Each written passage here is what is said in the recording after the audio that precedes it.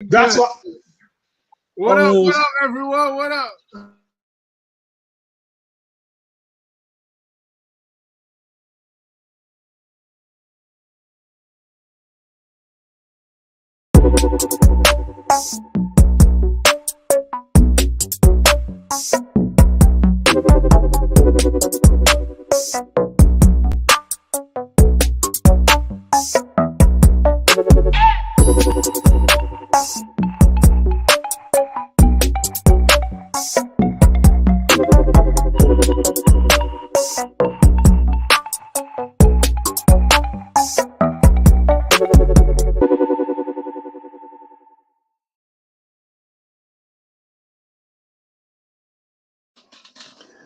All right, okay, we live now. We live. Okay, hey, quick thing. Hey, I just went 5 minutes talking by myself to myself, but you already know what it is, man. What up, what up, what up, what up, what up? It's your man, it's your boy, it's Auntie's favorite, it's your favorite relative, it's your uncle's favorite. You already know, yeah, man, you already know it's your nephew, it's your man, it's your boy, Big E, man, and we here with y'all live today. Like I said, hey, I was in here talking to myself because I just figured out this StreamYard thing. So it's about to be a joke to the group for a minute. But I just did 3 intros by myself. But now that y'all here with us, I know you was hoping to see the man, the myth, the legend, Mike from Herp Collectors. But Mike had some stuff he had to run and do real quick. So he asked me to tap in. And that's what fam is for. So we tapping in tonight, man, but the show must go on, and we about to have a good time up in here. So just want to get into these comments a little bit, see who's up in here. If you see my hand over here, that's because I'm in these comments. But Bass Carter Reptiles, thanks for tapping in. Blake's Pythons, thanks for tapping in. Let's see, my man Sammy Vargas, thanks for tapping in. You already know what it is. Bull Pythons is in the building right here, man. I love this pink shirt. My daughters was clowning me the other day. They was like, Dad, why you got on that pink shirt? But I love it, love it, love it. Dwight, thanks for tapping in. Let's see. Banner Fields, thanks for tapping in. Who else we got in here in the comments? Man, there's a bunch of people in here. Wiz, the big homie Wiz, thanks for tapping in with us. More Force, thanks for tapping in with us, man. Appreciate all y'all for tapping in. Again, like I said, y'all got a special host today. So, you know what I'm saying? We're going to learn today. First time doing this, and we're going to have a lot of fun with y'all tonight. All right. So I got a few guests back here. So we're going to kick this intro real quick. I got a few guests that want to come on here and get to chatting with y'all. So once we kick this intro, we're going to get this thing rolling. All right.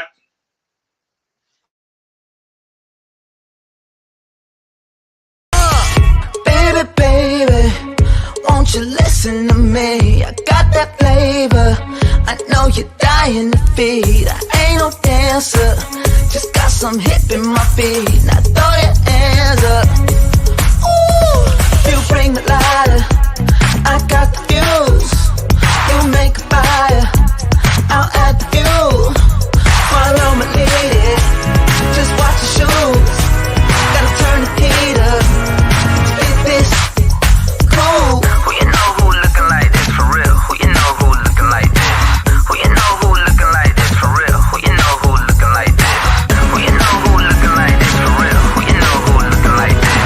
Who you know who looking like this for real? Who you know who looking like this?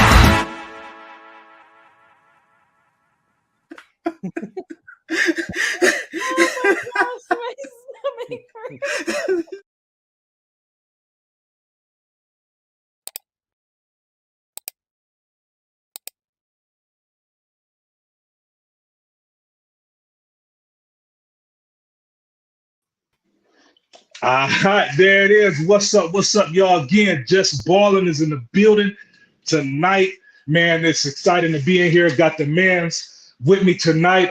Man, I'm gonna just let y'all introduce. I mean, I'm sure the people know who y'all is, but y'all already know Big E from Ebony and Ivy Reptiles is tapping in with y'all tonight. Go ahead, my man up there. Go ahead, up at the top. You already know. Introduce yourself. Jaffe from Jaffe Xotics. You know, Canada's finest. I'm joking. Yeah. Justin, down, dirty south with Armless Angels. Facts. All right, so we got Nevada in the house, Canada in the house, Alabama in the house, rolling tide. Well, I don't roll tide. I'm a West Coast dude. USC till I die. You know what I'm saying? But man, so it's good to be in here, man. Like you said, we tapping in for the homie Mike today, but Just Ballin', y'all seen us before, and we're gonna get into this, man. And first things first, I mean, let's just talk about it. It's breeding season, and we are deep into it.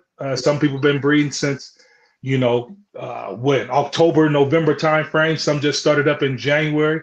I know for me, I'm really just starting up. Just had my first ovulation today.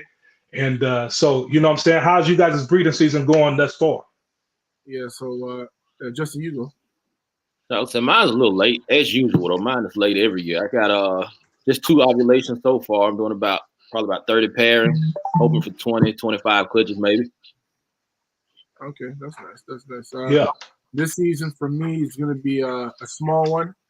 Other than a couple splits, I have maybe 2 clutches. I got for sure one girl that ovulated and had a pre-lay shed, and then I'm hoping another one goes, but she's a summertime. She usually goes, so by that point we'll see if she's gonna go. But I'm pretty confident she's gonna go. So it's gonna be a small season for me, which I can't. At the end of the day, it is what it is.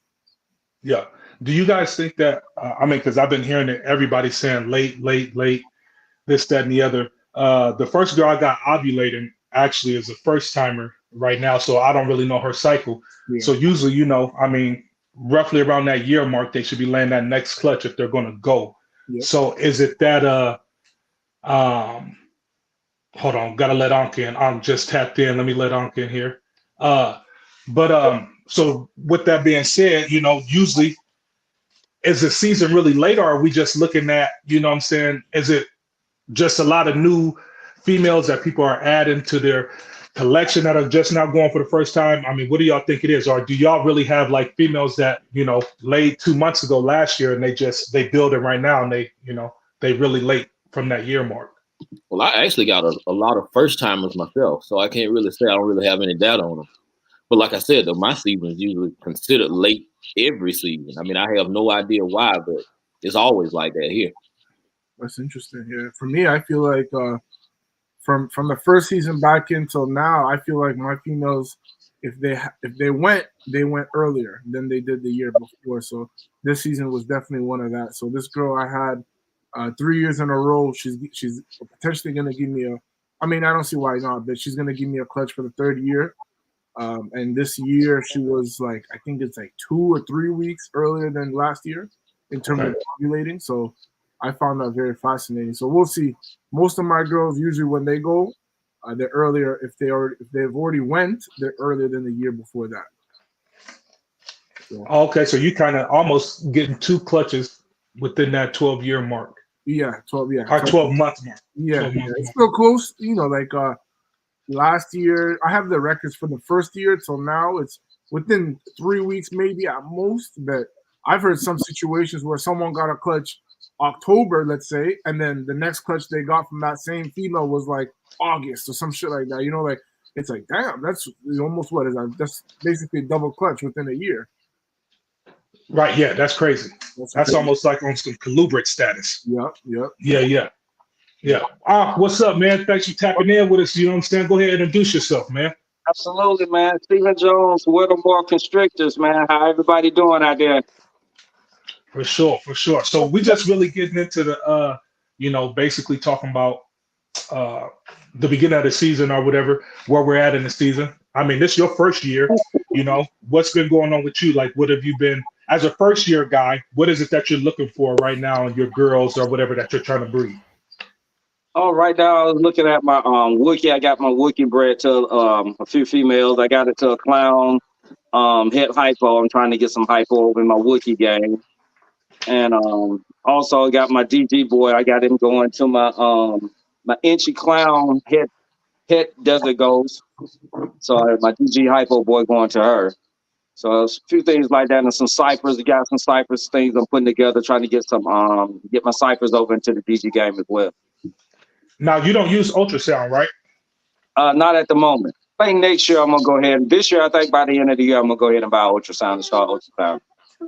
So with you not having the ultrasound and this being your first year, what is some of the language, I guess, to say that you're looking for from your females to know, like, hey, they ready to go?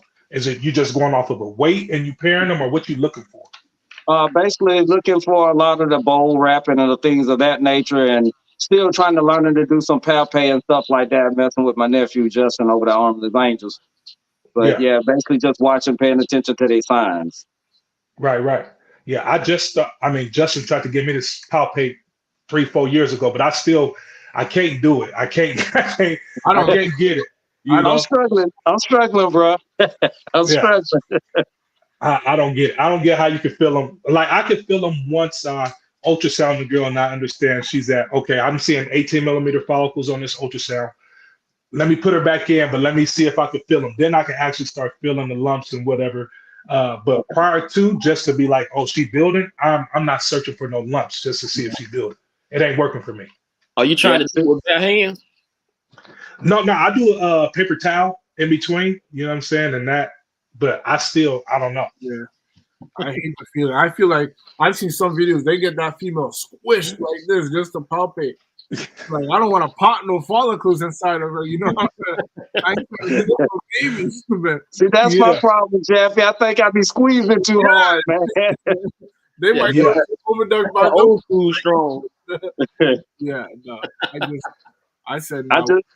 I called the mad scientist. Like, hey man, come check this thing out. Make sure I ain't mess nothing up. Yeah.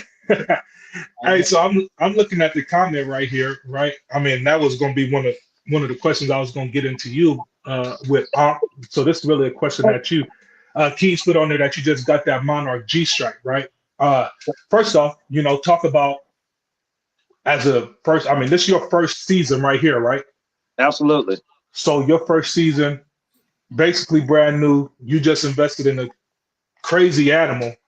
And how did that feel, first off, doing that? And then what direction you plan on trying to maybe take this project that you haven't seen being taken yet? I was interested in the Monarch. I actually fell in love with it the first year I seen it at Tenley. Tom Harbin had it on his table. And I actually fell in love with that snake then, and I was interested in getting into the project then. And I just didn't know which direction I wanted to go. But now just grabbing the Monarch with the G-stripe in it, it's so many different directions I can go right now with it being so young. It's hard to say where I'm going with it. But I know it's going to be a lot of Monarch coming.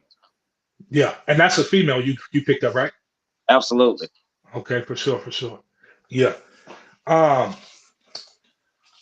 Justin, I know you was talking about getting into that Monarch stuff too. I'm against albinism genes.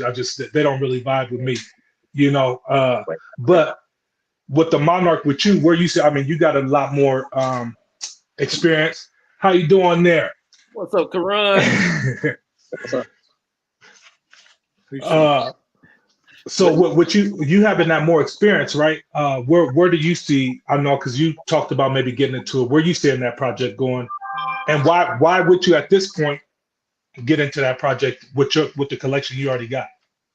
Well, the thing is, I want to get like a Monarch hit clown male, so I can stick it to 5, maybe 6 of my females and put some co-dominance in it and work it into the say like the Dark Knight project or the special Dark Knight project. I really want to get that bright orange that you're getting from the Cypress spot nose yellow belly combos. Right. I want to incorporate Monarch into that and see what the reaction is. Got you. Okay. Yeah, I think the best black pastel are not black pastel, but Cypress Orange Dream Yellow Belly. What did have black pastel was that one from Ozzy. Not too long. I can't remember what all was in there, but that thing was was crazy. Black pastel, Cypress, Yellow Belly, I think it was. Yeah, it might have been 2 copies of OD in there, knowing Ozzy, but that thing is nice, real nice. Some questions are switching over to Jaffe real quick. So Jaffe, you know what I'm saying? Speaking of the anti-albinism genes, you know what I'm saying? you was heavy, right? Right. Cool.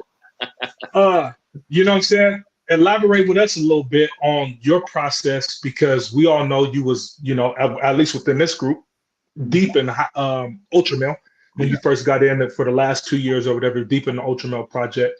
Kind of have been making a shift. You know what I'm saying? How's that? What's behind that shift? And you know what I'm saying?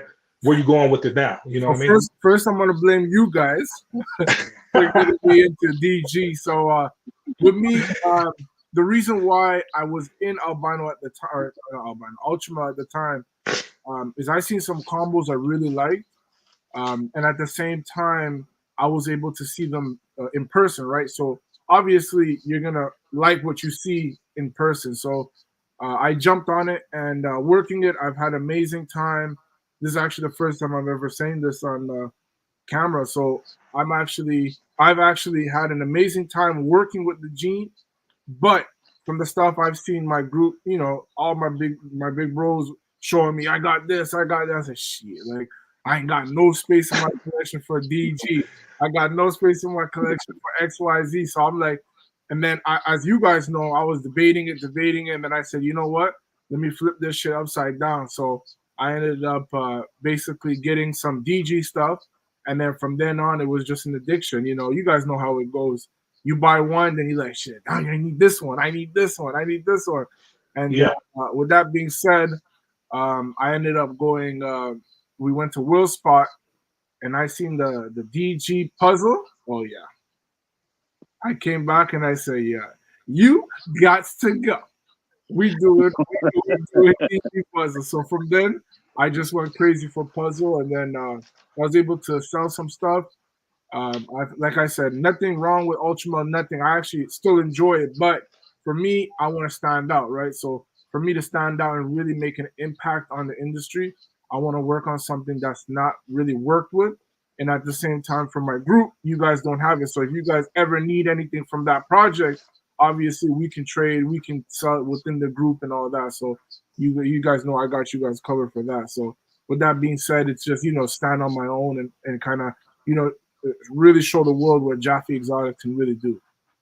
So basically, you took your collection, basically did a 180 with your collection. I would say 60. Yeah. So, you know, with that collection, basically flipped that whole thing over, right? Yeah. What was that? What did that process look like? I guess for the people out there that, because I mean, there's people in here watching, right? That might be like, shoot, I done bought a bunch of stuff. Yeah. I'm in a project right now that I really ain't trying to be in. Yeah. You know what I'm saying? For whatever reason. What was that process like for you as far as now having ultra clowns and ultra male breeders in your rack to now you got babies again, basically, that you're trying to raise up to get your parents going? Yeah. So I think with that being said, it's number one priority is if people sell collections or sell projects, it might be more to it than just I want to do something else. You know what I'm saying? Like on a negative side of that, they could be selling it because, let's say, for example, 2 of the females or 3 of the females are shitty eaters, or, you know, they don't produce babies. They don't do this. So that's not what it was for me, because I'm going to keep it 1,000. It's genuinely, I wanted to move into something and just, you know, not to say I lost my interest, but I wanted to do something a little more, I guess you can say, spicy, you know, like a little more excitement. So with that being said, I put them into package groups, and I basically gave them, so I'll shout them out, Sculpted Xotics. So they scooped up a crazy Ultima clown group for a steal. We won't say the price, but for an absolute steal. And sometimes it takes a little fall in order for you to get up. So in that case, I was able to use that money, or I will be able to use that money and collect more puzzle stuff, hypo puzzle stuff, DG puzzle stuff, and, you know, Matt giving me a thumbs up. And I didn't even know. That's because I have my thing. I'm on this iPhone thing. No, it's automatic when you do a thumbs up. Yeah, he did it like this because we can. But with that being said, it's like, you know, I want to take this shit and take it to a whole nother level. So, you know, it's basically you got to give good deals, and if you don't want to hold them or sit on them, you got to obviously do better package deals. So yeah, it's move that stuff. Yeah. That makes sense. We're going to hop into that, but real quick, I want to give a shout out to these sponsors real quick. So we're going to roll into the sponsor video real quick. Big dreams start in small towns. Small Town Xotics is a family-ran business that specializes in high-quality ball python morphs, western hognoses, and select leopard geckos. They are proud members of US Art Florida, and the Orient Society. Stay connected with Small Town Xotics on YouTube, Instagram, and Facebook. Witness their journey as they grow their business and showcase their animals to the world. Thank you, Small Town Xotics, for sponsoring the show.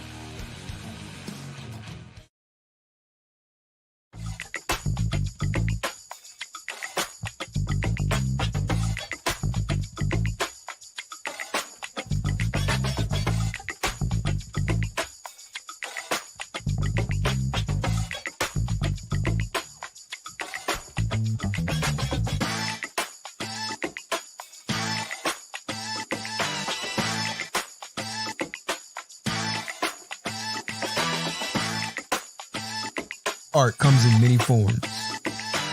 At Armless Angels, it comes to life.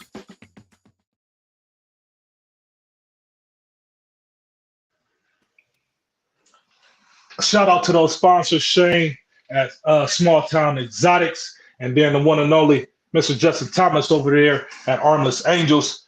Shout out. Yeah, there we go. There it is right there. Jappy rocking the t-shirt right now. So shout out to those sponsors. We appreciate y'all for sponsoring the show. So you basically had to overturn your whole thing, right? And I mean, that just brings me to, kind of back to where we started, even when it comes to what it is that we keep versus what it is that we don't. So, Justin, I'll ask you your process on breeding season right now. I mean, shoot, you just let go of a Cypress. What was that girl? Red stripes, spot nose, yellow belly Cypress clown. Yeah, so basically a Cypress Pompeii, right? So you just let that girl go.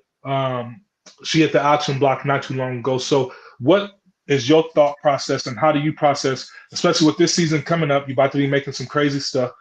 What's your thought process and how it is that you decide what you're keeping versus what it is, I got to let this go to better fund another project or get a new rack, whatever.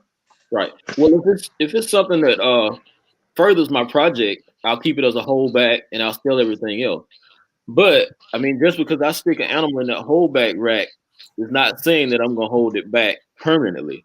Because if I see Justin or Miguel or somebody post an animal that's similar to that one, with say another recessive or extra coat on, I'll sell that one and reinvest into the better one. Just put a little bit of money with it and make it work out better. Yeah. You did that recently with the what was that you just picked up? Was it the redhead hypo that you? Redhead, spot nose, inchy, yellow belly, fire, hypo, hit clown. Right, and basically you got rid of one just to go off and buy that. Right, that was actually my reason for getting rid of the Cypress Pompeii. Right. Okay. Correct. So you just took that, went right into that. So talk about the reinvestment part of it. What about you? What's your process on? You know what I'm saying? First season's coming up, or this year is about to be your first season hatching babies, sitting by the incubator for 60 days straight, waiting for them things to start pipping out. What's going to be your process if you thought about that as far as, what you decide to keep versus what you're going to decide to sell and let go? Pretty much at the point right now, I'm looking at holding back a lot of stuff because I'm still at the building stage. But I also agree with what Justin said there. If I see something out there was better that I can sell and reinvest with a better genetic, I'll do that as well. But for the most part, I'm looking to hold back a lot of stuff because I'm still building. Right. What's yours, Jeff? If you have anything different from that? I mean, everything they said too is even another thing that I like to do myself is actually, let's say for example, right?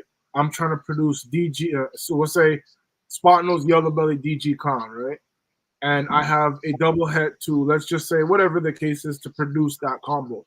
If I can financially buy the combo I'm shooting for now, and then within that clutch, I'm hoping that I can hit it, or even if I miss it, sell everything, and that way it would basically pay for that animal.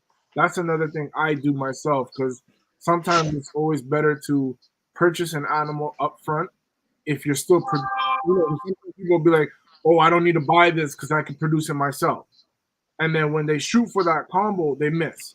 Now they're a season or two behind because now the female might reabsorb the year after, or she might slug out or whatever the case is. So sometimes if I really need something, I'll buy it in hopes that if I do produce something of that nature, or in that project, I could sell it and then recoup that money. And now I got a female or male, whatever the case is, a little bit older. So that's Right. what I like to do. You know, you don't want to go crazy and buy everything, but at the same time, key animals is always nice to have. Especially Yeah, I think that's one of the parts that I be struggling with, honestly, is the you know what I'm saying, letting go of stuff that I've put the stuff that I've actually made, you know what I'm saying, and then trying to reinvest it in something else. But essentially you buying those years, you know what I'm saying? So 100%. you know that's important when it's come to, if you really trying to build your collection up and do something crazy, sometimes you got to buy those years. Yeah. It's those experiences sometimes that like scare me. Like, I don't know about you guys, but I have a fear right now of, like, I have some females in here. I was telling y'all about a package deal I want to put together and get rid of some females in the mail and put that in a package. Mm-hmm. And it's really to invest into another female. But my fear right now is the last 2 females that I've bought that weren't hatchlings, right? Yeah. One was a stranger clown girl a year and a half ago that ended up getting egg bound on me and passed. The other one was the white lace yellow belly girl who ended up just dying on me within 2 months of being in the rack. Mm-hmm. So that now I'm like, shoot, I don't want to buy nobody's. I'd rather just make my own females and raise them up. How do y'all feel when it comes to buying mature or proven breeders, or that 800 to 1200 not milligram, but gram snake, especially a female? Yeah, I rarely do that. Most of the time, I buy all my animals as hatchlings and raise them up myself. Mm-hmm. Is that what's your logic behind that? Is that just you just feel more comfortable with that in that way? Well, that's part of it. But then I also look at, if it's a project that's on the peak of blowing up, I guess you could say, Mm-hmm. nobody's going to sell you an adult with those specific genes. So like it's something like a DG Pompeii. Mm-hmm. Nobody's selling an adult DG Pompeii. Right. So for me, if I buy, say, 1,000 gram or 1,500 gram female, it's kind of like I'm buying into a project that's already halfway gone. So I feel like I'm missing the boat on it. Got you. I see what you mean. Okay, that's a good. Yeah, that makes a lot of sense. Yeah, I think for me, you guys know me. I like to buy them as big as they can come. If they come ready to breed, I'll buy it. But with that being said, like Justin said, right, some animals you can't buy as an adult or sub-adult. You literally have no choice but to buy it as a baby. So with the animals I can and cannot do, I buy it, I will do. Like my hypo double head DG puzzle. Obviously, where are you gonna find a proven breed male? It's literally impossible. So with that animal, I actually bought as a baby, and then everything else that I've got into that project is sub-adult / babies, and then I feel like where you can buy it, but if you can't, and then on top of that too, you have to imagine too that if you're buying a baby, it might cost double, triple the value as an adult or sub-adult. So you also have to take that into consideration too. You said that the adult is going to cost way more? Yeah, like if you buy a baby like hypo DG head clown versus a proven or ready to breed or sub-adult, you're gonna pay double or triple the value. Right, yeah, for sure. What about you, Arthur? Does it matter to you what you? I haven't bought many sub-adults or adults. Most everything I've been purchasing been hatchlings. Hadn't had a real reason to buy adults. I hadn't seen what I needed in the adult. Everything I've been building on things that have come from hatchlings. No, I got maybe 3-4 adults I bought, but seems to be the ones I bought as adult, I still lose that same year, and they don't go or something like that. So I might as well wait for the hatchling anyway. Right. That is the scary part about adults. You never know if they're gonna go for you that when they first get there. For sure. I've done that. I did too when I first got in. I bought a couple of adults, and I haven't gotten any babies yet. Yeah. The as far with this season going the way that it is, I'm talking about just as far as the market and everything like that. Auctions started up. They keep increasing them. I think now, I want to say the level that I'm at, I want to say it's 3 auctions a month, or maybe even 4. Are you guys liking the auctions? Are you guys utilizing the auctions? If so, what do you see as the benefit of the auctions that's been added? Or if you see a negative to it, what would be a negative? I've been utilizing it quite a bit, man. I've been able to move some lower end animals, and basically, I wouldn't say lower end. I should say just meeting the market price. So I think the auction has been great, man. Because went for the auction, probably wouldn't been able to move some animals. Nice. Yeah, see, I think the auction is really good to help us get over the hump of this slow market right now. And it's giving the people that just started an opportunity to get in on some nice animals at a discounted rate. Because I mean, some of these animals, a lot of us couldn't afford. In, what, 3-4 years ago, when you're talking about animals for $15,000-$20,000. Right. So right now, I mean, it's a good time to jump in and get some animals at a discounted price. And when that market correction comes, boom, I mean, you're in the game. Yeah, for me, I haven't used it, but I will actually I might be putting up. I guess for the people in the comment section, I'll be letting go an enhancer / DG crown het G-stripe male. So I might put that on auction, but who knows? But for the most part, I haven't used it. I think that might be the first one if it doesn't sell before that. Yeah, I'm thinking about putting that trio up that I was telling you guys about. I might just list it, but the auctions for me have been good. It's really just trying to find that sweet spot, trying to find the end date that you want to happen. You don't really want it to end in the middle of the week. Yeah, Kind of want it to end on a Friday or a Saturday when people getting paid. We've talked about the the reserve versus not having a reserve or a starting bid. I mean, the starting bid, what's better? The reserve. The one I did with a reserve didn't meet the reserve, but then the one I did with a starting bid didn't even get a bid. So I'm leaning more towards the reserves or just no reserve at all. As far as if I'm going to post up anymore. So hit that like button. If y'all ain't hit that like button, smash on that like button for sure. But yeah, so the auctions though, I think they've been good. They've been good, been able to move some stuff. Have you guys had any bad experiences with the auctions as far as customers or anything are buying from the auction?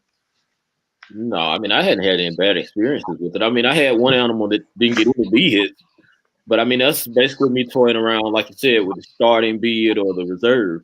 And I'm seeing that you do a whole lot better with the reserve versus the starting bid. Yeah. Yeah, I never did one with the starting bid. All mine been done with a reserve, and I had luck on every one with a reserve. Nice. Yeah.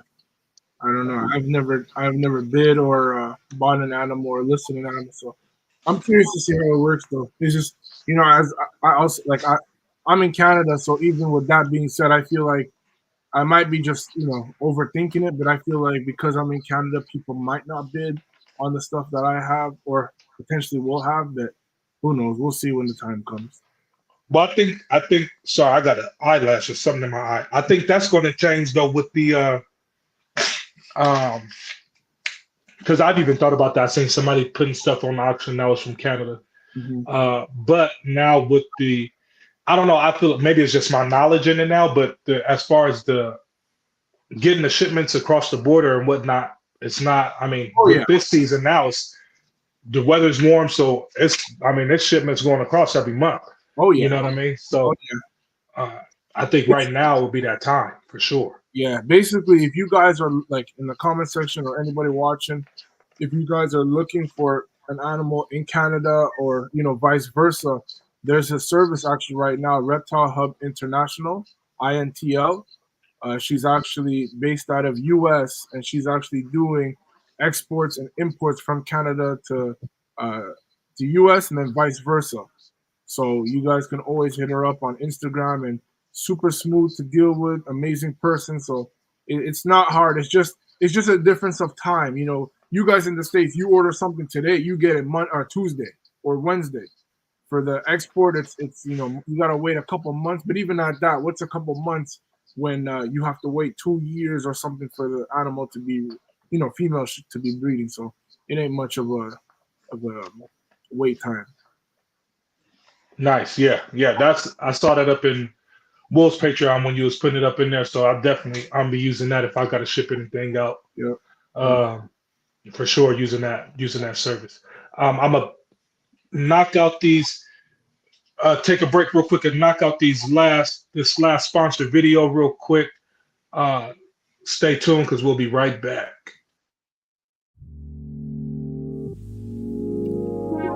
Peace and love, family. We invite you into the heart of our serenity, Ancestral Royal Pythons. At Ancestral Royal Pythons, we're not just breeders, we're nurturers of love and growth. Each of our high-end ball pythons is a tribute to the grandeur of the natural world and our dedication to quality. Reach out today and bring one of our creations into your home. This is Ancestral Royal Pythons. Your journey begins here. Here's to the exciting world of ebony and ivory reptiles. From unforgettable parties and events to keeping and hatching some of the dopest reptiles in the reptile hobby, we're all about education, quality, integrity, and respect. Hit us up and see how we can help make your next project a reality. Experience ebony and ivory reptiles, where fascination meets fun. Ebony and ivory reptiles. Thanks for those sponsors, Jason over at Ancestral Royal Pythons. Hey, we appreciate you for sponsoring the show. And thanks to my wife. I don't even know if she knows we sponsor the show, but we sponsor the show. I don't know if I can say thank you to myself, but yeah, thank you to those sponsors for sure. Hey, Wiz, I got you. There's no way in the world that I can be entrusted to head this show off for Mike or do this show for him and not end it on that note. So you know what I'm saying? When we get out of here, I got you for sure. I was gonna ask you too. Hey, I got you for sure. Shoot, man. I mean, I done skipped out so many times. Every time you say it on the list, I'm screaming it with you. Ebony and ivory. Even my girl singing, she's laughing in the back. No. Man, I recorded that voiceover on my couch in the living room, and just my wife was like in the stew. Right. And she was like, I told her I was gonna start a YouTube channel. Excuse me. And I was like, I need an intro, whatever. And she went on a little YouTube maker thing or whatever it was. And then she was like, how you gonna do it and whatever. And I just sang it like that, and it was, one and done. And I ain't changed it since. Shoot, I don't know what is in my eye. We about to add in a whole theme song for your channel. Went in like Tupac one time. One time, right off the dome. No need to write it down. So what are you guys looking forward to right now in this season? Mostly, any pairings that you guys got coming up that are you like, I need this one to go, that you try not to think about? Because I feel like when I think about the one I need to go, they mess around and not go. So any ones that you like, that you're real eager to see what's going on with them right now? Yeah, one that I'm waiting on right now is the Spot Nose Fire Yellow Belly Clown double hit hypo DG. The DG Krypton hit hypo. Oh shit. And say that again, because somebody didn't hear all them genes you made. I know, I did. Spot Nose Fire Yellow Belly Clown double hit hypo DG to a DG Krypton pos hit G Stripe. Okay, DG Krypton pos hit. Oh shit. Yeah. So Spot Nose Fire. What did I say? Spot Nose Fire Yellow Belly DG Clown double hit G Stripe hypo. Yeah. So you got what, 3 codoms in there and 3 recessors or 4 recessors? 4 recessors. And 4 recessors. I mean, I think that's good even on that, because I feel like in a lot of these projects right now we're missing, and I know people have said it before, but we're missing a lot of those codoms shooting for just the triple visuals. And so yeah, that'll definitely give you more than just a visual. If you hit the visual, that has some codoms in there as well. 100%. Yeah. See, I think what's gonna happen, man. I think the market is gonna eventually have to start to backtrack because everybody shot for making the double recessives and then the triple recessives and rushed into the quad recessives. But everybody skipped all these co-dominant combos in the double recessive. Yeah. So like, there's still so much to be done with Hypo Clown, or I mean Hypo Pied, or DG Pied. I mean they skipped so many recessives. I mean co-dominant. Yeah. Me and Jackie were talking about that. Excuse me. Before we hopped on and went live, we was talking about the Hypo DG Clown project because it was asking me was I going to have a shot at, did I do the pairing to get the shot at the triple visuals? And instead of doing one of the pairings that would give me a shot at the triple visual, I decided to go with the male that I was going to add some more codoms to it because I was telling him I love even the Hypo DG Clown, but I feel like we went from, like you said, the Hypo Clown and the DG Clown and was like, oh shoot, let's go Hypo DG Clown. But you lose a lot of contrast when you go Hypo DG Clown versus just a DG Clown, right? Or, you know what I'm saying? Or you lose a lot from the Hypo Clown than when you add the DG to it. So it's so much to be done in those double recessive projects that a lot of people are just skipping right over just to go into the triple of it. And so it's got to be, let me give a shout out to Gray Rider Reptiles, and we can talk about that some more. Charlie, if y'all need shed testing, hit up my man Charlie. I think, Charlie, you can put a list down there in the comments of everything you got, but I know you got Hypo, I know you got Clown, I know he got the Yellow Belly Complex. What else he got? Pied. All the Hypo, you said Exotic too. Is it Exotic? DG. Yeah. And he's fast. That's what I love about him, because if I send my sheds and he tell me he got it, within that week, I'm going to get it. Man, I'm sorry I keep on messing with my eye. Y'all can go ahead and keep talking about that. But yeah, I think so. For me, I'm not totally out of Ultra. I have Ultra Pied clutch this year. Two of my clutches that I'm having this year is going to be Enchi Leopard Pied Double Head Ultramel Hypo. Two double head ultra pied. So if I can hit an Leopard ultra pied head hypo, I'll definitely keep that back, or even ultra pied head hypo, because I don't want to completely be out of ultra. I still want it, especially in the pied. But that's definitely something I'm excited for. And then I have two other clutches that I'm super excited for. I don't know if we can tell them the one clutch I'm having with Matt, but the one clutch I'm having with Matt is actually a clown pied head hypo, and he's breeding it to a DG Hypo Het Clown. So if we can hit a whole clutch of Hypo Clown, double het DG Pieds, that'd be nice. So that's going to be my most powerful clutch ever. And then I also have another split clutch, but I don't want to jinx that one too, because that one, I think it's under 30, which the one we have with Matt is, I think, over 30 or something about that. So she's basically good to go. I'm excited about those. Yeah, so VPI and DG. Yeah. She was, I think I measured her at 28 millimeters on, what's that date sit there? March 9th.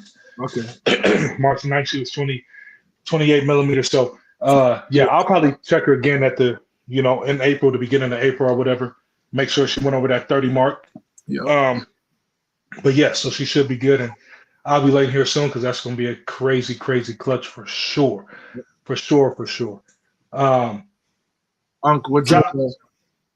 Go ahead.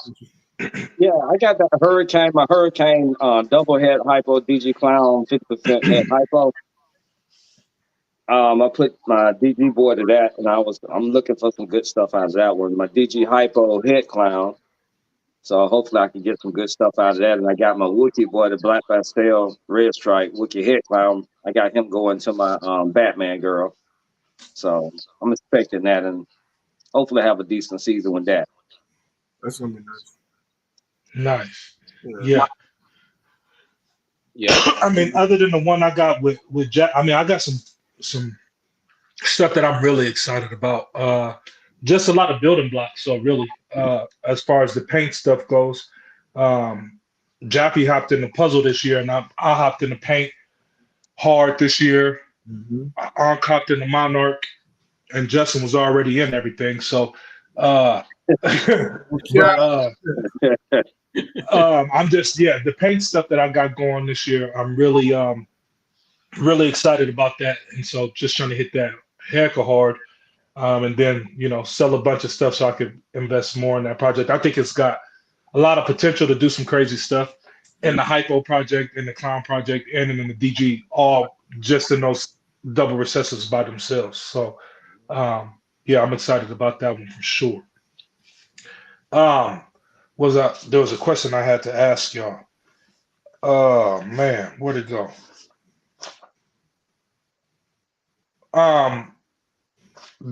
Did I ask y'all about if y'all had the biggest disappointment so far this year? Since the last time we talked? You never asked that. I don't even know what would be. No, I don't. No disappointments. I don't necessarily consider it really a disappointment, but I think we were talking about it yesterday. Is one of my prime females, which is a black pastel red stripe Krypton triple hit hypo genetic stripe DG, wouldn't let the male that I wanted to stick to her pair. Oh, so I was shooting for the what was it, the Desert Ghost Hypo Pompeii, but she won't let that male lock to her, so I ended up putting in a Cypress OD Yellow Belly Clown. They locked instantly. oh, Consider that a good disappointment somewhere. Right. I mean, and that happens. You know what I'm saying? That's one of those things that people don't talk about. Sometimes those females just don't like that male you putting in there. You know what I'm saying? He don't smell right. He don't look right. Something ain't right about him. And then you thought, now will you try that first male a month from now to see if she'll take it? You already know. I had it on my mind already. Yeah. Yeah, because that might be the case. She might just, you know what I'm saying, had to let somebody else get up in there first. And, I mean, man, she started slamming food. She's up to like 2,300 grams. Threw the mail in 3 or 4 times, nothing. I'm like, man, you gotta be kidding me, man. Yeah. That's still a banger clutch though, Justin. You gonna hit basically what is that? A Cypress Pompeii offset DG? Yeah, it would be let me see. Cypress OD Yellow Belly, Red Stripe, Black Pastel, Clown, triple hit, well possibly triple hit, G Stripe, Hypo. Yeah. That's nice. So I mean, it can still be some good odds. It's just not exactly what I wanted. Yeah. Here's a question we got from, and then we'll come back to the disappointments from Jaff and anybody in here that I don't know off the top of my I don't think so. Anybody working tri-stripe? No. No. Is there a reason why anybody in here is not working tri-stripe? I guess I'll put it like that. No, I don't have a specific reason. I just never got into it. I think for me, it's just it doesn't pop. You know what I'm saying? Like it just doesn't catch my. I need to do this now. Like even puzzle for me back in the day. You guys know I wasn't really a fan of puzzle. If anything, I didn't really like it. And then now I am about to tear the world down to get more puzzles. Like so it just works like that. Who knows? 2 years from now, I might be going crazy for tri-stripe. So. For me, it's just it doesn't really catch my eye. I mean, it's nice. Don't get me wrong, it's nice, but it's not like I need it now. We can only have so many projects until we we about to go crazy with all these different genes. Right. Especially when it comes to recessives. Yeah. Has anyone produced a tri-stripe Clown yet? Yeah, I think Will has a tri-stripe Clown. I know the tri-stripe Clown and the tri-stripe Hypo. The tri-stripe Hypo was one that had me thinking, maybe I'll get into tri-stripe. Yeah. Because that one it completely changes the look of that snake. And it's just, as far as the color goes, and it's amazing. Yeah. And I'm sure with the right codoms in there, it'd be nice. But I mean, I personally am not in it right now simply because I just haven't seen anything yet that's like, I got to get into tri-stripe. I agree. Yeah, that's You know? me the same way. I haven't seen nothing I like about it, that make me want to get in. Right. Yeah, so somebody shoot me a picture of the tri-stripe clown. I wanna see this. I'm gonna look for it later. I'm gonna send Yeah. it. And it's not. It's not drastic. I mean, it Like- tried. It tried. It tried to do something. Oh, It tried to. Yeah. It's almost like the. I won't say it looks like it, but it's almost got that same effect as these puzzle clowns that people are saying puzzle clowns have on you. You know what I'm saying? It's like you was expecting something to be crazy, and it's really, if that's what it is, and it's really not that crazy. You know? I almost feel like, to some degree, I almost feel like clown and puzzle can't be mixed. Like it's like Justin said he had what 150 eggs or clutches or something, and Eggs, yeah. and to his knowledge, he hasn't hit one. Ain't no way 150 eggs you didn't hit one puzzle clown. So it's almost like, you know what I'm saying? Like almost a reverse allelic. It's almost like incompatible. Like that shit don't go together. So I wanna see that. But the one in Japan, that one is still, in my opinion, if that's what puzzle clown looks like, it's fire. But we don't even know where that one went. Yeah, I haven't seen that one surface like as a what do you call it? A sub-adult picture at all, like a progress picture on that at all. That one had disappeared. That would be a crazy push too. GHI, Black Pastel, Yellow Belly, Wookiee Clown. Oh yeah, I was just looking at that. That's Charlie. Tell him he ain't got no choice. Right. She may just not put it with somebody else and get a lock, and maybe she getting that, you know what I'm saying, getting that mood to, you know what I'm saying, it ain't no fun if the homies can't have none. You know what I mean? she might be with it after that. Who knows? I remember Mike told us one thing he tried. He put the female, so the male that locked with a female, he said he put another female that he would have locked with in that tub, and then put that male inside, and they locked.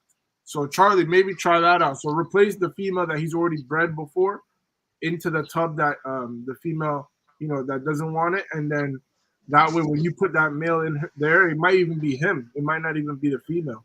It might be him. So hopefully that works. But I'm gonna hit Charlie up after this. I'll tell him. Yeah, and I mean, even back on that the tri-stripe and the puzzle stuff, I think that a lot of that has to do with like the slow, as far as everybody catching on to it, because puzzle's been around forever, tri-stripe's been around forever, is like you said, their compatibility with clown, right? And a lot of people's value, and I feel like a lot of people, and of course it's morphed by because of the leader in the game is Canova, and they do clown. That is what Justin is. He does clown. And so I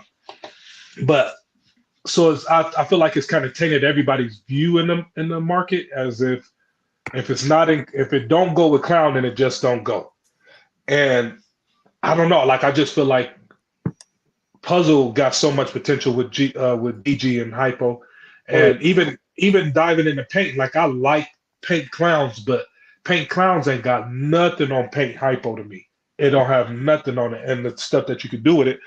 And so I don't know. I think a lot of stuff, like you didn't like odds got not liking the cinnamon or G stripe until you see it in something else. I mean, it really just depends on what it is you like it with, and it don't gotta be centered around clown. It really don't. So, but that's the thing. Like in 2023, I remember it was like, if it don't look good in clown, I don't want it. Like that was the norm at the time. Now it's like we try to see it in puzzle, G stripe, all these different things. It just you didn't see the right color. I mean, like I said, I ain't hating on it. It's just for me, if he's talking about the tri-stripe, I think he's talking about tri-stripe. Yeah, for me, it's just. I'm not saying I don't like it. It's just for me, I wouldn't go out and go crazy and produce it. Like tri-stripe, DG tri-stripe is nice. Like Matt said, Hypo tri-stripe is nice. But I feel like for me, I just wouldn't go and chase that. I'd rather just do a puzzle or even clown. Yeah, and it's really just finding that right comp because, like he said, the G stripe. I mean, shoot, nobody's messing with G stripe until clown. But even me personally, like Justin's working it. I've got some G stripe clown stuff, or you know what I'm saying, in that project.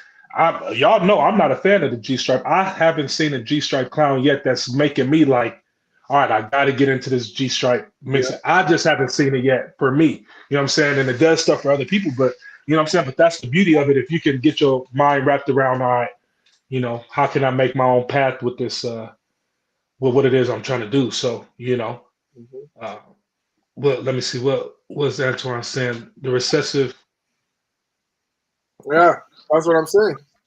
He Oh, said, is he talking about puzzle clown? yeah, because he's saying, remember I said it almost looks like you can't combine them. Like, Gotcha. Yeah. so blackhead and spider, you breed them, they look like a normal. It looks like a normal. Right. But then I if don't know you if I've ever seen one of those. blackhead spider, when you produce a blackhead spider, it looks like a legit normal. But is it still a lily though? I think so. Hey, let me pull it up. Blackhead. So Don't, genetically it's still a lily, but visually it looks like a normal. It looks almost like a normal, yeah. Like this is what it looks like. Especially knowing what spider looks like. This is what it looks like. Let me open this. Why isn't this not opening? yeah, I'm curious to see because I thought blackhead and spider was a. Oh, So that's a blackhead spider. Yeah, that looks like almost like a normal. Yeah.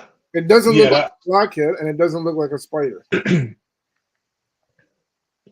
Yeah, that could be. I mean, that makes a lot of sense if you put it that way. It almost like turns it into a normal, super normal. Yeah, that's wild. No, And that no nothing. that could be what it, you know, the puzzle clown type deal. And if so, I mean, you just gotta, you know, work them differently or without each other. You know, shoot, I'm so far back in these comments, but no, go ahead. I would say my concern with that is now I like a lot of the puzzle DG combos or the puzzle hypo combos, but my concern is because the majority of the market likes clown. Mm-hmm. You know, every new gene that pops up, everybody wants to be a clown. So my concern with that is if it doesn't work with clown, what happens to the value of that project, not just the visual appearance of it? Mm-hmm. You know, when you have the demand for it goes down because it doesn't work for clown. So does that price go down? Does the value of that DG puzzle or hypo puzzle go down, or does it remain the same? That's interesting. Yeah, I kind of think it all again is shaped on the perception of what it is. Because if Canova to me decides that today they not working clown no more and they working puzzle, paint, hypo, that's the combo they working. Everybody in America is about to figure out how to flip their whole project, their whole collection. Oh no, bro! To mimic that in some way. Clown. Hey, I'm heavy clown over here, man. But that's what I'm saying. No, everybody's heavy clown. Not, I mean, it does look good. To me, it's the best when you put different combos in it. It's the best standalone recessive when you start stacking codoms on it. Mm-hmm. But I think that a lot of people though are persuaded by, you know what I'm saying, what's the masses going to do, and he kind of controls the masses, I guess, and I mean, maybe not everybody, but I mean, if you get him, Ozzy, and who else, some more big name breeders, and they all ditch clown, we all, I mean, what would be the point, you know? I don't know. It's weird. It's weird. I think the market follows his projects to a certain extent, but a lot of, like, I mean, if for instance you say, look at the Dreamsicle. Oh yeah. I mean, Dreamsicle is still a beautiful animal. Justin's still producing them, but they're not moving anywhere near as fast as the clowns are. True. That's true because Dreamsicles at one point you could have bought you a crib selling 5 of them. Yeah, exactly. You could have been killing the game with that, and then that's where I think, like Matt said, once Clown got into the game, and once, in my opinion, once Justin dropped the Batman, Clown went crazy. From then on, he came out with the Dark Knight, Pompeii. What was the other big Clown combo? Magnum? Is it not Magnum? Yeah, that's the that Red Stripe project. Yeah. We know the Magma project. So all that being said, I think Clown has definitely been at the top. Is on the top of the list of combos, and then you just put the DG, Hypo, G Strike, Pi on top of that, and then now you have a crazier combo. So we'll see how long Clown can be at the top, but obviously right now Clown's at the top. I think for sure. Puzzle's coming up. I think Puzzle's coming up. Even in that, to me, if Puzzle is coming up, I think that's at a 10, 15-year window, years away in my eyes, because like I said, we still have skipped over mass production of Hypo Clown combos, DG Clown combos, Hypo DG Clown combos, and then Clown and whatever other recessive you want to throw in there that looks good. Paint, Clown and G Strike. You got all those, and then you got the triples and the quads on top of those. So it's going to be a while. I mean, Clown is probably the most versatile one that we have. I think to rebuttal with or to go to talk about what Justin was talking about as far as the Dreamsicle, I think the only thing that really shot the Dreamsicle in the foot was that, just like with Pied, it just takes away so much pattern. And right now people want pattern. And it takes away color. And people want different colors. Yeah. Yeah. It's just a shade of pink and purple and white. Yeah, I ain't gonna lie though, that's super inchy, and then lavender and whatever else you throw in it is ridiculous. Yeah. I just want one of those for a pet, like just to look at. But with that being said, Justin, wouldn't it also be amazing if you started stacking crazy combos on just pure lav? Because that way you would be able to still produce high contrast animals, but you're not going to produce a pie that's just one little ball cap on his head top, and that's the one pattern he has. So I actually had that in mind already. Okay. Yeah, working it with just lav and leave it right out. Yeah. Because my boy, he's producing some R&B reptiles. If you guys don't know him already, he's producing some stuff. And some of that, oh my God! So you said some puzzle stuff? No, Starburst. Okay. Entry leopard lavender stuff. Yeah, he's that, and oh my God! When I seen that at the show, I was like, "What?" Man, I might go crazy into a live because I got that one live pie girl just sitting there. She's big too, for no reason.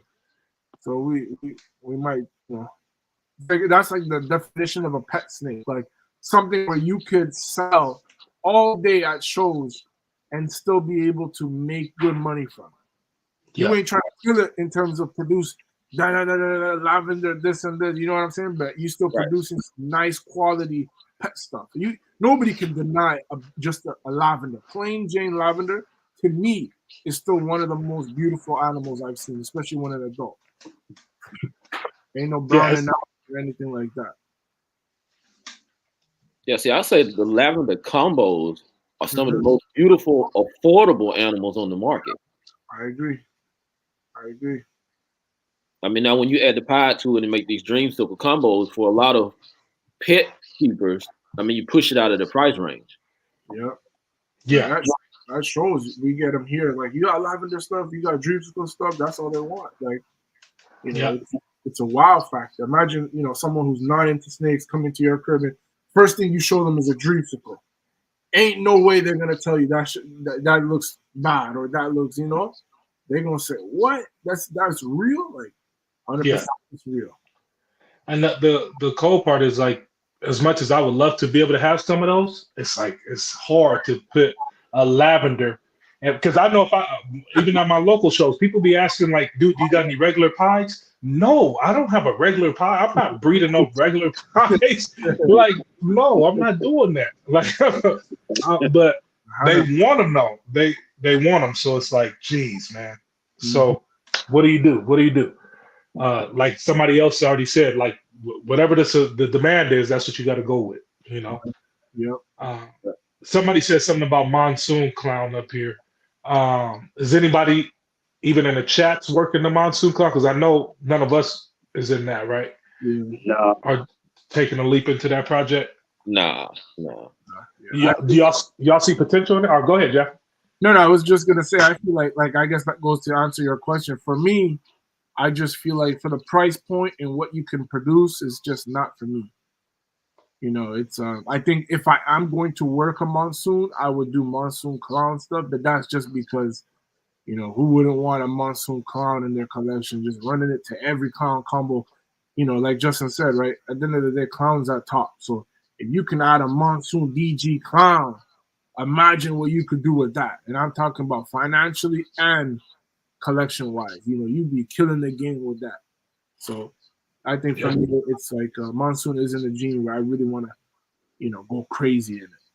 It's still cool. It's one of the coolest looking single genes, but I just wouldn't work monsoon. I'm super. Yeah, I see some cool stuff in it, but it ain't nothing I'm interested in purchasing. Yeah. Is it for you the price point as well too? Yeah, it's priced on the high side, and for the price, I just haven't seen nothing I would want to jump in. I can make something I would want for the price that it's priced at. Yeah, that's true. And me personally, I just really don't care for it much. I mean, it's just one of those genes that I just really don't like. I look at monsoon. To me, it's just like as much as I like sunset. I mean, the market and people like it, but I just don't care for the gene. Yeah, I agree with. I'm in agreement with you. Me, monsoon to me it don't excite me at all. I probably go into monarch or some kind of albinism gene before I would go into monsoon because it just doesn't. That one just doesn't do it for me at all. But you know, to each his own. Because somebody's out there making a killing with it right now. So you know, and you know they're working it and it'll work for them. Yeah, I mean we ain't trying to, you know, say any gene looks bad. That's not what we're saying. We're just saying if we have limited space, we don't got unlimited space, so we can't work everything. Right. That being said, we got to be very selective on what we choose to bring in, what we choose to breed. Like I said, I got a lavender girl that's just been here for 4 years, hasn't done nothing. So, you know, with that being said, I just keep her as a pet. You know, when people come over, I'm like, oh, this is you know, a ball python. You know, she's very gentle too. She's basically the perfect snake for anybody who's new. So, you know, at the end of the day, I think the one gene where I could kind of see some form of like, why would you keep this or breed this is the patternless gene. I mean, the whole point of a ball python is to see pattern. Even G-stripe, you get that nice G-stripe. But the patternless gene is a gene literally of patternless. So it's like, what are you gonna do? It's still patternless, like, you know. So and on top of that, it's recessive. So it's even like you waiting 2 years to produce a patternless animal. Like that for me, it's like, I don't know. That's the one gene where I'm kind of confused. But at the end of the day, I don't think nobody really breeds the patternless gene. I think TSK is the only one that got it. You guys seen it, patternless gene? Yeah. I have seen it. Xotics. Yeah. How do you guys feel about it? I mean, I don't really care much for it, but I mean, now I've heard some of the older breeders that was breeding long before I was. Yeah. That talk about how the market used to really like reduced pattern, especially right. Yeah. Right. But when I got in, everybody was pretty much chasing adding pattern with the spot nose and higher yellow belly, and I just couldn't imagine a market where people just want to take the pattern away. You know what I mean? Yeah, I can't. I mean, maybe it might be good to throw that with monsoon and see the battle of those two clash out and see how that works out. Yeah, you know what happened there. Yeah, I mean, I'm not gonna waste my 3 years to try to do it, but but you know, this is a cool one though. What do you guys think about? I don't know if Oscott has the gorilla gene, but what do you guys think about that gorilla gene? Have you guys seen that? Yeah. That DPR has? Yeah. If DPR is on here watching, I need one of those. We want one. We want one. MBK is actually the one that started the gene, but DPR Antoine is actually the one who works for DPR for MBK. Yeah. So I did the groundwork and basically working the gene. But just to give where credit's due, MBK was the one that originated it. For me, I love it. It's nice, that dark black back. It's like pitch black. Like that thing is crazy. First thing I told them is put it into ultra mode. But oops, like ultra now I still say 100%. Put it to some Monarch for you guys and Ultramel. It will look real nice. It's like all the albino genes looks amazing with dark genes. Right. Mm-hmm. Oh, he said no, just dreaming about. Yeah, because it's yeah. He was saying he didn't have any working any monsoons or gorilla stuff. Yeah, no, I think it's a cool gene, man. I mean, there's so many genes out there though that are, which is why again I'm like, it's so hard to work every recessive project because it's a new codom coming out every doggone day. I ain't talking about new codoms that Cats is renaming, but I'm like new codoms every day. That I mean the Cosmos. Yeah. I mean that ain't hit the streets like that. You know what I'm saying?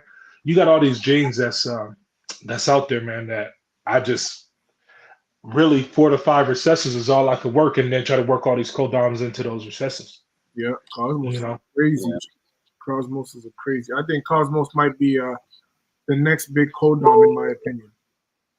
I think Cosmos is going to be huge. Does it have a super form? Yeah, super Cosmos. It does. Okay. Oh, it's just a super Cosmos. Okay. Yeah. I mean, is it a visual super form of it, or is it like a super leopard? No, it's a visual. You can definitely tell the difference. Okay. Yeah, I'm gonna send some pictures in the group. Yeah. Okay. Yeah. Because I mean, the regular Cosmos is already whacked out as it is. I see some schools. I said, "Oh my god!" Now, who's the guy that has that? The Cosmos? Ralph Sims. That's right. Okay. Over in Germany, I want to say. Didn't y'all have him on y'all show? Yeah. We had him, but he just came on just to chop it up. He wasn't gonna show anything, but he should be coming on eventually. Oh, that's right, because the other guy was showing stuff off. Yeah. And with that, because I did want to ask you that. With that, you just started the show. What has it been a year yet since y'all been doing that? I want to say 2 years almost. Oh, it's been 2 years. Yeah, almost. I think this year will be 2 years. Sometime September, I think it is. What when y'all started that show, what was the expectation versus what it is like? What actually came about in the show? I mean, to be honest with you, I didn't even think we would last 2 years. So even the fact that I'm saying 2 years, it's like, damn, that's a long time. But at the time, we just did it just to do it. Like, like we've mentioned this before. Like me and Kylan, we talk on the phone all the time. So that day, he's like, "Yo, let's go on live." I'm like, "Nah, I ain't with that live. Like, I'm not trying to go live." He's like, "Yo, we're already talking. Like, what's the difference if we go live?" So I said, okay, whatever. So we ended up doing live, and that for some reason that day, it ended up being super successful. And then we did it the week after, and then at that point we said we might as well make this a regular thing.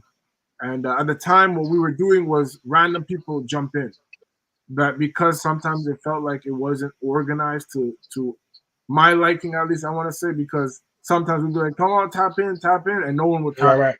So then me and Tyler would just be, talking just whatever we can to fill the void. And then that's when I was like, you know what? Let me start booking some people. So that's when we started booking.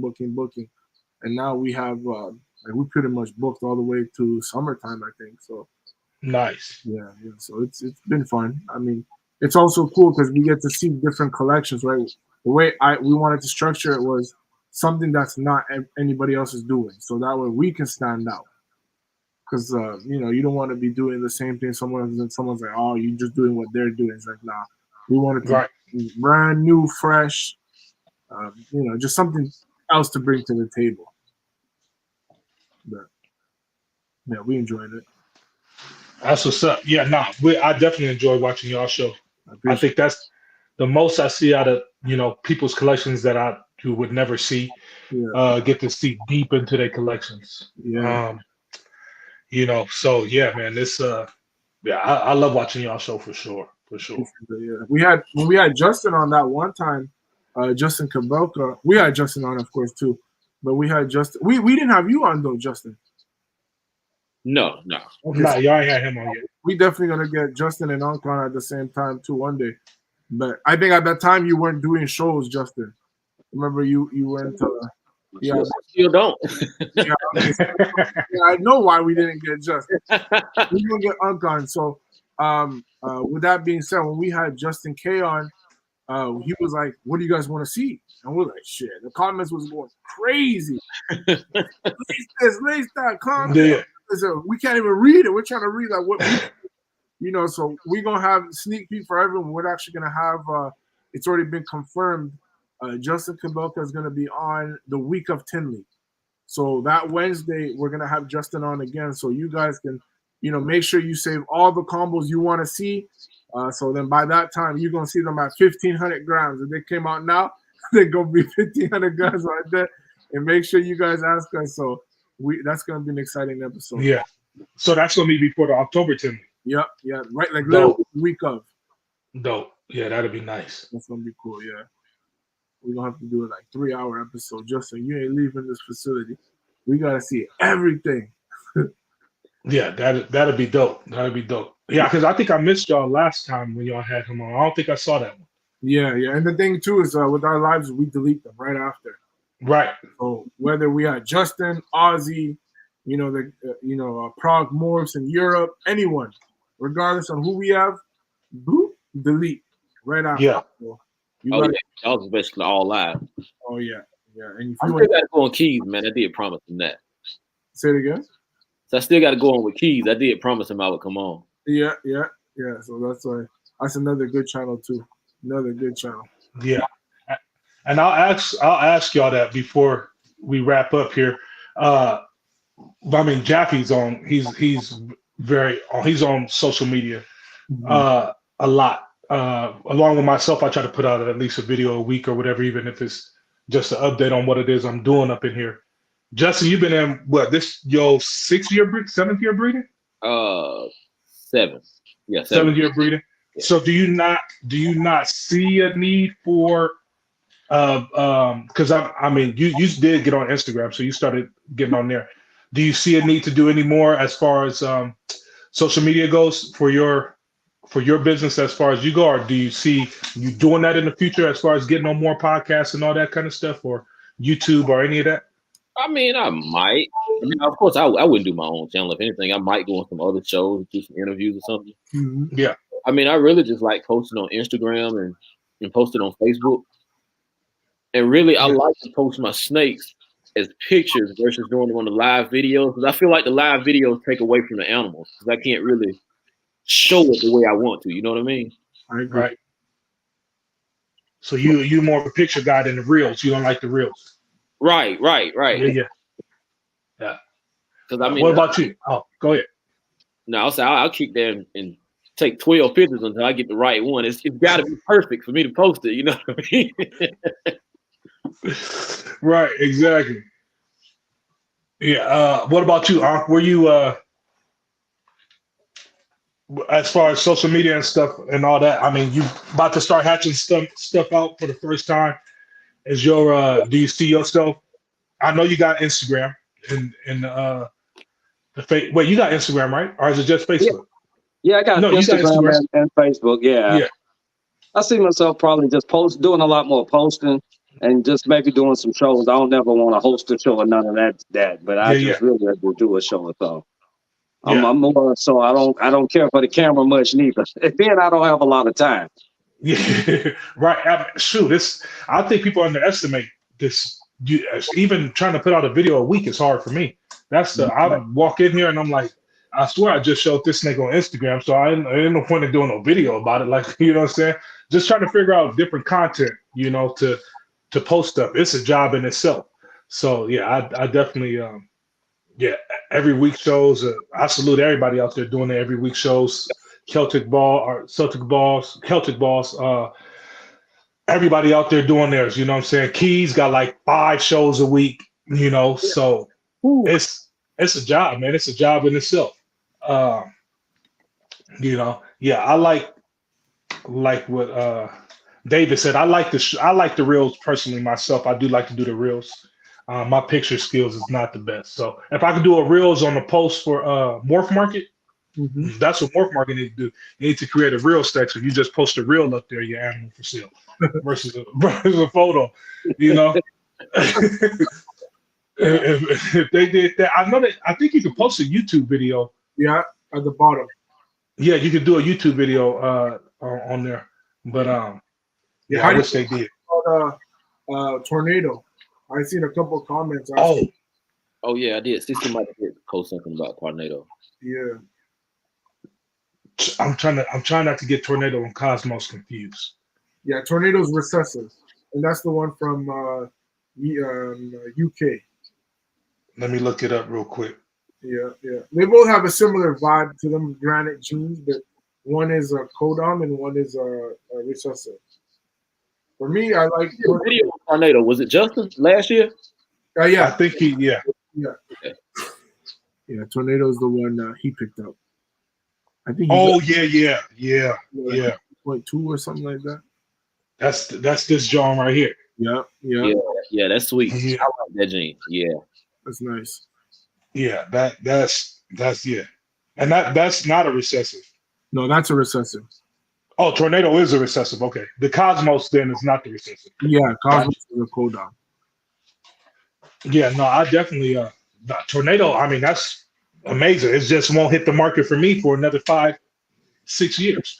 Yeah. So, you know, and then by that time, you know, Justin will have it in a quad somewhere, and then, you know, and then he'll post it, and then they'll start selling them. So, whose gene is that? The Tornado? I think it's D&J. I think their name is D&J. D and J. I forgot what it was, but it was in Europe, in UK. Sorry. Okay. Yeah. It's a cool gene. I mean, I applaud to people that's willing to stick it out and try to figure out if they got a new gene, because that's a lot of work. Especially because that came from a quad het to a quad het. He bred it and popped that out. Oh, so he didn't even know that was the. No, yeah, it just popped out of the quad het times quad het. Do you know what the quad het was? The quad het parent was? It was like albino pied something. It basically wasn't had nothing to do with the gene. It's like, remember Roland popped out Stranger and Monsoon from that one clown female? Yeah. Yeah, it was something like that. I'm trying to find it now. Okay, so he was trying to make something else. And he must have bred like a son back to the mom or something like that. I think he even bred. It was like two. I think brother and sister or something like that. Okay. Yeah. Yeah, I'm gonna pull That's wild. Yeah, it's a crazy gene. Oh, here it is. So his name is D&J. So that's his page. Wow. Yeah. Let me find this. He's got another Dinker gene in there too. Ooh, 30. It's 30K per visual for the Tornado. Is that? Yeah. Nah. Jeez. What's my famous saying, Matt? let them big breeders figure out their new genes, man. We'll wait. I'll wait till it hit 5,000. That's when I'll come in. I'll wait 5,000 for it. You know what I'm saying? For the single gene, I'll wait, man. Because that's a lot of money. 30,000 for that's. I mean, hey, you know, you do the work, you get the, you know, you reap the benefits. But my wife ain't about to let me take on no 30,000 for no snake. That ain't happening. Hell no. 30,000? No, that ain't happening. Well, shoot, man. Unless y'all got something else, fellas, we're gonna get ready to wrap this thing up. The last thing I did want to ask y'all to do was to give a shout out to, you know what I'm saying, somebody out there watching that, you know what I'm saying, a a breeder or somebody other than us that's in our group, you know what I'm saying? And not nobody that's, out there that everybody know. If y'all got anybody y'all want to shout out, man, shout somebody else so they can get some recognition on this live and on this podcast on this rewatch.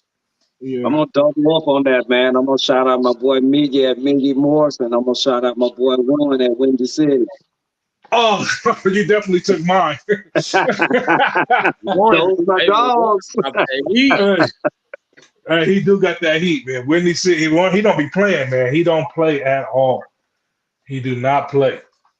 All right. Well, that shoot, I gotta find somebody else real quick in my IG. I'm gonna give 2 shout outs to new breeders. I'm gonna do one that's Sculpted Xotics, amazing collection, and his partner Ideal Pythons. Both of those guys are going to be producing crazy stuff. I can't wait to see what they got going. They'll be working zebra, hypo zebra, a whole bunch of clown combos, like I mentioned before, ultramel stuff in the near future, and then a whole bunch of stuff you guys gotta check their page out on. So I'm gonna do someone who's new to the game. Nice. Yeah. Yeah, and I give my shout out to Mantooth Reptiles with Josh Mantooth. So he's been working a lot of Xanthic stuff and pushing real hard at it, man. So y'all just go give him a follow whenever you get a chance. For sure. I'm gonna give mine now to the homie Timmy over at Butte. Is it Butte? I think it's like Butte Ball Python. Yeah. I think that's how you say it. I don't want to butcher the name, but the homie Timmy, he's over in Will's Patreon with me. But he got some killer stuff. I know he posted the other day like a vanilla. That vanilla DG Batman. Oh, it was ridiculous. That thing is crazy nice. Yeah. So yeah, big shout out to him because he's making some big moves, especially in the Desert Ghost game. He got a lot of DG Mario stuff that he's working and all that, Super Mario, all that kind of crazy stuff, man. So so yeah, shout out to him, man. If that's it, man, you already know who it is, man. It's Big E, Javi, Justin Thomas at Armless Angels, and man, we in here. We're gonna sign out, man. We're gonna hit it one time for y'all because I know y'all been waiting. You know what I'm saying? I should have told Mike to put that in the thing to put the intro in here. Then I could have just played it again. You know what I'm saying? But I'm gonna hit it one time for y'all, man. You know what I'm saying? Make sure my voice is good. Jappy, you know what I'm saying? So, if they didn't see it live, they didn't see it. If they wasn't here, they missed out. And if they sleep, they better wake up. Ebony and Ivory Reptiles. Hey, man, much love, man. We signing off. Y'all have a blessed one. Be out of here. That's what's up.